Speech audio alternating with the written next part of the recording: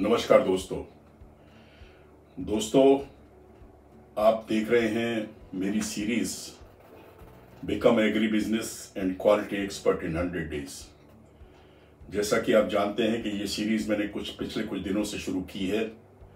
अभी तक इस सीरीज में 9 एपिसोड हो चुके हैं। आज मैं 10वें एपिसोड के बारे में बात करूंगा। दोस्तों, मेरा नाम है अरुण मेहता और आप देख रहे हैं मेरा YouTube channel Arun Mehta quality talk. आज जिस टॉपिक पर मैं बात करने जा रहा हूं वो बहुत ही इंपॉर्टेंट है और उस टॉपिक का नाम है, अगर आप स्टोर्स में, फ्रूट एंड वेजिटेबल्स के स्टोर्स में हैवी लॉस कर रहे हैं तो उसको कैसे कम करें। How to reduce the losses you are occurring in your stores। दोस्तों, जैसा मैंने पहले आपको कहा था कि जितने भी हमारे देश के स्टूडेंट्स हैं जो कि एग्रीकल्चर सेक्टर में, हॉर्टिकल्चर में अपना प्रोफेशन शुरू करना चाहते हैं और वो प्रोफेशनल्स जो कि ऑलरेडी इस फील्ड में काम कर रहे हैं और अपनी नॉलेज को एनहेंस करना चाहते हैं, उनके लिए मैंने ये सीरीज फ्री ऑफ कॉस्ट शुरू की है। आज के ज़माने में फ्री टेक्निकल नॉलेज मिलना बहुत दूर की बात है, लेकिन मैं आपको ये विश्वास दिलाता हूँ कि अगर आप रोज़ाना मेरा जो वीडियो है वो आप शुरू से आखिर तक देखेंगे, उसको अंडरस्टैंड करेंगे, तो आपको एक्सपर्ट बनने से कोई नहीं रोक सकता। जब भी आप किसी इंटरव्यू को अटेंड करने जाएंगे किसी भी कंपनी में, तो आपको कोई रिजेक्ट नहीं कर पाएगा, क्योंकि आपके अंदर भरपूर ज्ञान होगा, आपके अंदर भरपूर नॉलेज होगी, आपके पास हर सवाल का जवाब होगा। तो इसी सिलसिले में जो आज का मेरा टॉपिक है कि how to reduce the store losses. कई लोग सोचते हैं कि फल और सब्जी का धंधा बहुत ही आसान धंधा है। जेब में पैसे डालिए, मंडी जाइए, माल खरीदिए और बेचना शुरू कर दीजिए और इनकम शुरू हो जाएगी। लेकिन दोस्तों, ये बिल्कुल गलत है। ऐसा बिल्कुल भी नहीं है। ये धंधा बहुत मुश्किल धंधा है। इसमें रोजाना हजारों लाखों लोग बिजनेस शुरू करते हैं और उससे ज़्यादा रोज बिजनेस बंद करते हैं हैवी लॉस सफ़र करने के बाद। उसका मेन रीज़न है कि ये बिजनेस हार्ड वर्क चाहता है, मेहनत चाहता है, जो कि आजकल के लोग, आजकल की न्यू जनरेशन करने के लिए तैयार नहीं है। अगर आप ऑलरेडी दुकान चला रहे हैं या ये बिजनेस करना चाहते हैं, या जो भी रिटेल चेन्स हैं, ऑर्गेनाइज रिटेल चेन्स, अगर आपके लॉसेस बहुत ज़्यादा हैं और आप उसको रिड्यूस करना चाहते हैं, तो मैं आज आपको कुछ टिप्स दूंगा जिस पे काम करके आप अपने लॉसेस को कम कर सकते हैं। पहला टिप है डिस्प्ले। दोस्तों, जब आप प्रोड्यूस आपके स्टोर में आता है वेयर हाउस से या पैक हाउस से, तो उसको आने के बाद आप डिस्प्ले करते हैं। तो डिस्प्ले दो तरह का होता है। एक एम्बिएंट डिस्प्ले जो कि रूम टेम्परेचर पे किया जाता है, दूसरा रिफर डिस्प्ले। जनरली जो सुपर स्टोर चेन्स हैं उनके पास एक रिफर डिस्प्ले यूनिट भी होती है जिसमें बहुत ही डेलिकेट आइटम्स को रखा जाता है। तो आपको पहले से ही लिस्ट बना के रखनी है कि कौन कौन से डेलिकेट फ्रूट्स और वेजिटेबल्स हैं, जैसे बेरीज आइटम है, एग्जॉटिक वेजिटेबल्स हैं, ग्रेप्स है, बेरीज हैं, स्ट्रॉबेरी है, चेरी है, जो कॉस्टली आइटम, डेलिकेट आइटम्स हैं, वो सभी आइटम लो टेम्परेचर पे डिस्प्ले होने चाहिए और उस डिस्प्ले यूनिट का टेम्परेचर जो है 4 से 7 डिग्री के बीच में होता है, तो यह रखना चाहिए। इसके अलावा जो हार्ड आइटम्स हैं, जो लेस पेरिशेबल आइटम्स हैं, जैसे आलू, प्याज, फूल गोभी, बैंगन, टमाटर, ये सारे आइटम्स, और इसके अलावा फ्रूट्स में मौसमी, ऑरेंज, आम, केला, संतरा, चीकू, ये सारे आइटम्स जो हैं लेस पेरिशेबल हैं, इनको एम्बिएंट टेम्परेचर पे, रूम टेम्परेचर पे डिस्प्ले करना चाहिए। अगर आप ये सही इसका ईयर मार्क करते हैं कि किस आइटम को कहाँ रखना है, तो आप लॉस से बच सकते हैं। वरना जो डेलिकेट आइटम्स है, अगर उनको आप एम्बिएंट टेम्परेचर पर रखेंगे तो उनमें डिटोरेशन बहुत जल्दी होगा और आपको लॉस उठाना पड़ेगा। दूसरा सबसे इंपॉर्टेंट है डिस्प्ले क्वांटिटी। जो माल आता है उसको आप कितना डिस्प्ले कर रहे हैं। ऐसा नहीं होना चाहिए कि आपने जो माल मंगाया पूरा का पूरा आपने डिस्प्ले रैक पे डाल दिया। आपने 10 किलोमीटर मंगाई, सारी आपने डाल दी। कस्टमर्स, क्योंकि आपका स्टोर है सुबह 7 बजे से रात 8-9 बजे तक खुलता है, कस्टमर आया, उसने सिलेक्ट किया, हाथ लगाया, हर प्रोड्यूस को टच किया, अच्छा छांट लिया, और शाम को स्टोर बंद होने तक जो भी माल बचा वो सब इंफीरियर क्वालिटी का बचा, छटा हुआ बचा, अनफ्रेश बचा, जिसमें कोई फ्रेशनेस नहीं थी, वो आपको बच गया और उसको आपने नेक्स्ट डे फेंक दिया, तो इसकी वजह से लॉस होता है। तो अगर आप प्रोड्यूस जितना 2 घंटे में सेल होता है उतना एक बार लगाएं, यानी 10 किलोमीटर आया 2-3 किलो डिस्प्ले लगाइए, वो बिक जाए, थोड़ा सा बचे और लगा दीजिए। ऐसे आपने केला लगाना है, आपने 20 किलो केला मंगाया, 4-5 बंच लगाइए, वो बिकने लगे, थोड़ा और 4-5 बंच डाल दीजिए, डालते रहिए। यानी रिप्लेनिशमेंट बहुत ही इंपॉर्टेंट है।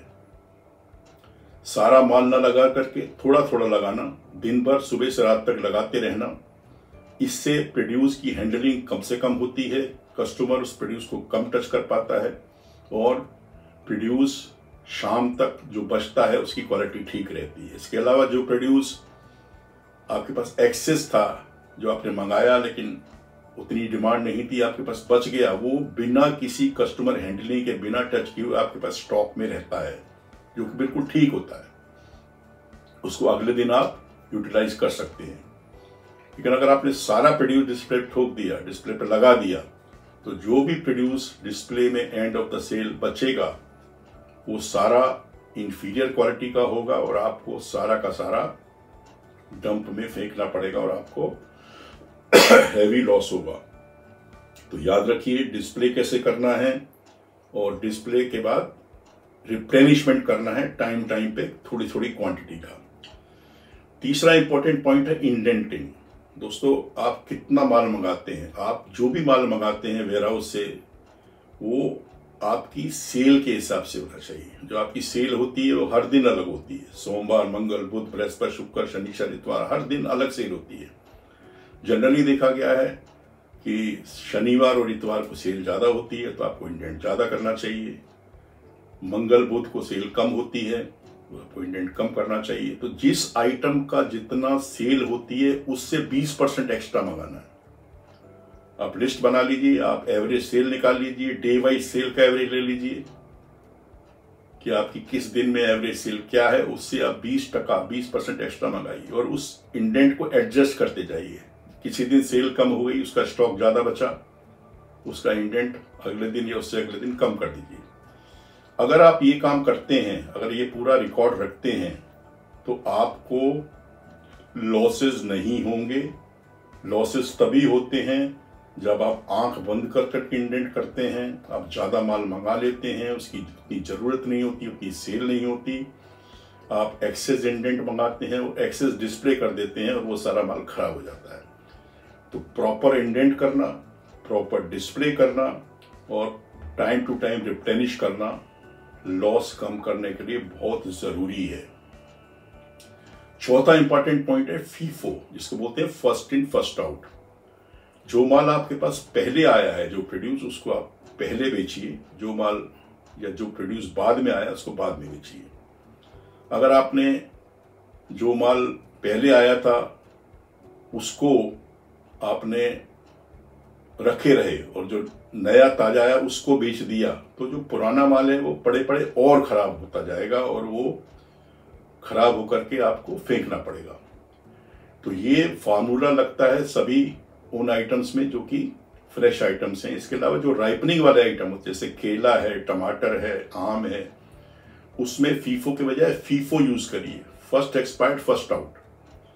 यानी जो ज्यादा पका हुआ हो उसको पहले डिस्प्ले में करिए, जो थोड़ा उससे कच्चा हो उसको रोक लीजिए, उसको बाद में डिस्प्ले करिए, ताकि वो बाद में ऑटोमेटिकली पक जाएगा।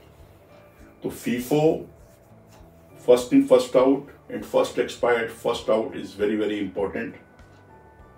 अगला 5वां जो बहुत ही इंपॉर्टेंट पॉइंट है दोस्तों, do the mark down at right stage. Mark down मतलब उस प्रोड्यूस को कम दाम करके बेचना।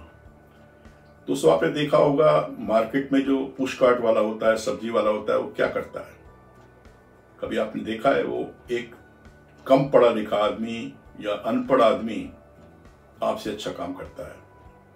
वो मंडी से प्रोड्यूस लाता है, सुबह उसका रेट हाई रखता है और जब कस्टमर धीरे धीरे उसमें से छांटता रहता है और धीरे धीरे टाइम गुजरता जाता है तो वो रेट कम करता जाता है।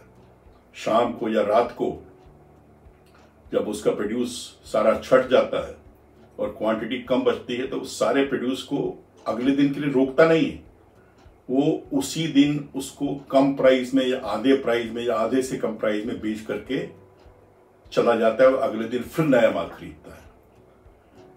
तो दिस इज रिक्वायर्ड। हमारे ऑर्गेनाइज सेक्टर में इसको कर पाना थोड़ा मुश्किल होता है। इसमें सिस्टम्स यूज होते हैं, जो स्टोर मैनेजर या स्टोर एसोसिएट उसको पावर्स होती हैं, लेकिन वो उस पावर का इस्तेमाल पूरे अच्छे ढंग से नहीं कर पाते, जिसकी वजह से लॉस होता है। दोस्तों बजाय फेंकने के, बजाय उसको डंप में डालने के, ये अच्छा है कि उसको टाइमली कम रेट में बेच के क्लियर कर दिया जाए। उससे कस्टमर भी खुश, कस्टमर का भी फायदा और आपका स्टोर का लॉस भी कम। इसीलिए आपके पास केला है, केला आपका आया सवेरे, मान लीजिए 50 रुपए किलो बेच रहे हैं, पका हुआ केला है। शाम को वो केला थोड़ा और हाथ लग के उसमें स्पॉट्स पड़ गए और वो ओवर राइप भी हो गया। शाम को अगर आपने उस केले का रेट कम करके नहीं बेचा और रख दिया तो अगले दिन क्या होगा? अगले दिन वो केला बिल्कुल खराब हो जाएगा और आप उसको डंप में फेंकना पड़ेगा और डंप की वैल्यू क्या होगी? 0। आपको कुछ नहीं मिलेगा। लेकिन अगर 50 रुपए किलो वाला केला आप शाम को, जब उसकी क्वालिटी थोड़ी खराब हो गई, 50 से 40 रुपए केजी कर दें और रात को स्टोर बंद होने से 1 घंटे पहले अगर उसको आधे रेट पे 25 रुपए किलो बेच दें, तो जो कस्टमर जिसने उस दिन केला खाना है वो बड़ी खुशी से उसको ले जाएगा और आपकी स्टोर की सेल भी बढ़ेगी और लॉस होने से बच जाएगा। तो मार्क डाउन रेट कम करना एक सही स्टेज पे बहुत ही इंपॉर्टेंट है स्टोर का लॉस कम करने के लिए। और आखिरी काफी पॉइंट्स हैं, लेकिन इसमें मैंने सिर्फ मेन जो मेजर टिप्स हैं भाई आपको बता रहा हूं। आखिरी पॉइंट इसमें प्रॉपर प्राइसिंग। आप स्टोर चलाते हैं, दुकान चलाते हैं, लेकिन आपके रेट ठीक नहीं है, प्राइस ठीक नहीं है, आप सारी जो मार्केट बेच रही है उससे महंगा बेच रहे हैं, तो आपके पास कौन आएगा? 1 दिन 2 दिन 4 दिन आप बेच लेंगे, लेकिन जब कस्टमर्स को पता चलेगा कि मार्केट में सस्ता मिलता है या दूसरे स्टोर में सस्ता मिलता है तो वो आ जाएगा, आपके पास नहीं आएगा। तो इसके लिए बहुत ही इंपॉर्टेंट है कि आप वॉच रखिए, अपना MIS रखिए, सूचना रखिए आसपास के जो कंपटीशन है वहाँ क्या रेट, कौन सा आइटम किस रेट में बिक रहा है, क्या क्वालिटी बिक रही है, और आप उस रेट्स को मैच करने की कोशिश कीजिए। ऐसा कभी नहीं होना चाहिए कि आपने अगर महंगा खरीदा तो आप महंगा बेचेंगे, ऐसा कभी नहीं होना चाहिए। ये जरूरी नहीं है कि आपको हर आइटम में पैसा कमाना है। हो सकता है किसी आइटम में आप ज्यादा कमा लें, किसी आइटम में कम कमाए और किसी आइटम में लॉस भी हो, लेकिन ओवरऑल आपको देखना है कि पूरे दिन आपने जो भी कुछ बेचा उसमें आपने पूरे दिन, अगर आप 2000 का माल लेके आए तो आपने 2,500 कमाया, 3,000 कमाया, दिन में आपने 500-1,000 रुपए का प्रॉफिट कमाया, ये देखना चाहिए। किस आइटम में कितना कमाया वो इम्पोर्टेंट नहीं है। तो उसके लिए ये बहुत ज़रूरी है कि आप प्राइस जो है उस आइटम्स की मार्केट के हिसाब से रखें, मार्केट से बहुत ज़्यादा ना रखें। आप सेल बढ़ाने के लिए ऐसा भी कर सकते हैं, कोई 1-2 आइटम्स को हाईलाइट कर सकते हैं, उनको प्रोडक्ट ऑफ द डे बना सकते हैं और उस आइटम्स को लगभग खरीद रेट पे बेच सकते हैं। अगर मान लीजिए आपने प्याज है 10 रुपए किलो खरीदा और उसको आपका बेचने का रेट 20 रुपया है, तो आप उसको उस दिन 10 रुपए किलो बेचिए। तो आप देखेंगे जब 10 रुपए किलो आप प्राइस बेच रहे हैं तो सब जगह उसका एडवर्टाइजमेंट है, तो लोग सस्ता प्याज लेने के चक्कर में बाकी आइटम्स भी खरीदें और आपकी स्टोर की सेल बढ़ेगी। सेल बढ़ेगी तो अपने आप लॉस भी कम होगा। दोस्तों, ये देखने में आया है कि जिस भी स्टोर्स की, जिस भी शॉप की सेल ज़्यादा होती है, सेल बहुत इंपॉर्टेंट है, सेल ज़्यादा होती है उसके लॉस भी कम होते हैं। जिस स्टोर की सेल कम होती है इसका मतलब हम माल रुकता है, उसके लॉस भी ज़्यादा होते हैं। तो आपको हर वो तरीका करनी चाहिए, चाहे वो प्राइस प्रॉपर रखना पड़े, प्राइस कम रखना पड़े, अच्छी क्वालिटी रखनी पड़े, रिप्लेनिशमेंट करना पड़े, तो आपको ज़्यादा से ज़्यादा सेल करनी है और कम से कम लॉस करना है। क्योंकि जो भी लॉस आप करते हैं, जो भी लॉस आप बचाते हैं, वो अल्टीमेटली आपका प्रॉफिट है।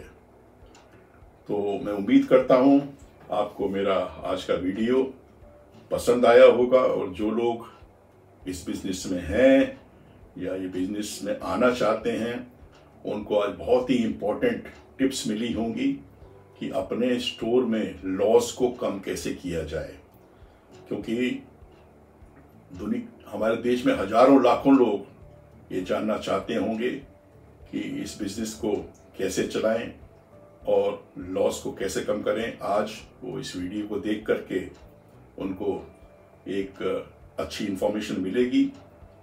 दोस्तों, अगर आपको मेरा ये वीडियो पसंद आया तो आप इसको लाइक करना मत भूलिए। आप मेरे चैनल को सब्सक्राइब करिए। सब्सक्राइब करने से आपको नए वीडियो की इन्फॉर्मेशन सबसे पहले मिल जाएगी। आप अपना ख्याल रखिए, आप अपना सेहत का ख्याल रखिए। गुड डे, धन्यवाद। Thanks for watching my video. Thank you.